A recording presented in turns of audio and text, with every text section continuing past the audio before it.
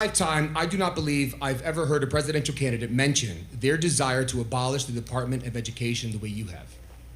While I agree that the educational system is broken, and it surely is, please explain how you plan on abolishing and overhauling the educational system when you become president, and especially how long into your presidency would you act on this plan? So, quickly, year one, because I think that your ability to get things done, they go down over your time in office. Again, learning from my predecessors here, this is why I'm going first, not with the legislative agendas, because that's designed to go slowly through Congress. The pinprick in Trump's momentum was when Congress was asked to repeal and replace Obamacare. Congress didn't want to do it, and then that deflated the momentum a little bit. So I'm not going to make that mistake. I'm going to start with what the chief executive of this country can do by running the executive branch. So shutting down the Department of Education comes early. I'll go quickly on educational reform. So much to say, but I'll give you the bullets here. Basic redux.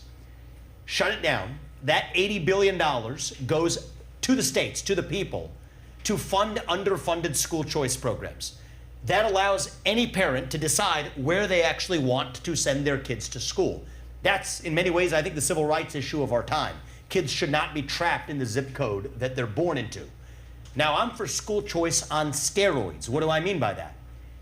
Well, it turns out that the schools that spend the most per student, those public schools, have the worst achieving results on a per student basis. That's mind-boggling. So I think when a parent then decides, they already have the money through school choice, through the voucher to move, if that school, as in New York City, the bad one's spending $40,000 per year per student, the good one is $20,000 or less, half the difference should travel with the kid. $10,000 that goes into that kid's account. Invest that according to normal returns, $10,000 per year. That's a $250,000 graduation gift for that kid when he graduates from high school. It's not even close, which is a better use of money. That or a teachers union laden bureaucracy, which, by the way, is the #1 factor that shackles public schools, that does not shackle private or charter schools, is those teachers unions. Get rid of the teachers unions, write the contracts in a way that prevent public teachers unions from engaging in collective bargaining. Now we're talking transparency, choice. How do we get more transparency? If you're going to teach it in the classroom, put it on the internet. If you don't want to put it on the internet, you probably shouldn't be teaching it in the classroom. And then I think there's a room for a civic revival in our education too. And it is my view that, look, as a first-generation American, my parents were immigrants. This is somewhat personal to me.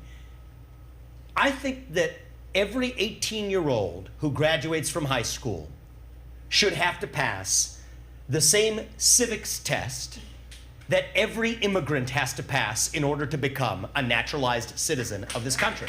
That's just a good thing for young people to know something about our country. And so that gives you a sense of how I think of radical educational reform for a system that's back to being about the achievement of our students rather than employment opportunities for the managerial class. Thank you.